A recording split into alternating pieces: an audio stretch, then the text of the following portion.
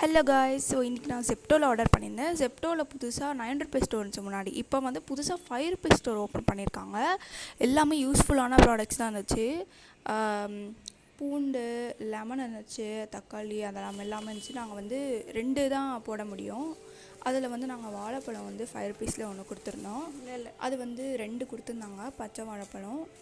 அப்புறம் வந்து இது ஆரிகானோ வாங்கினோம். ஒயிட் சாஸ் பாஸ்தா செய்யலாம்னு சொல்லிட்டு ஆரிகானோ வாங்கியிருந்தோம். 49 ருபீஸ் தான் அது.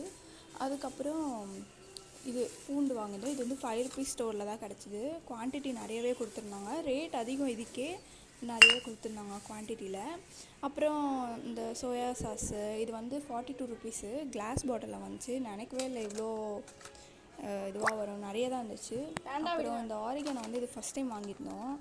சரி எப்படி இருக்குதுன்னு சொல்லிட்டு ட்ரை பண்ணலாம்னு சொல்லிட்டு ஓப்பன் பண்ணேன். உள்ளே வந்து நம்ம நூடுல்ஸ்க்கெலாம் இருக்கும் இல்லையா மசாலா, அந்த மாதிரி மசாலா இருந்துச்சு. 10 பீசஸ் கொடுத்துருந்தாங்க. 10 பேக்கெட் இருந்துச்சு.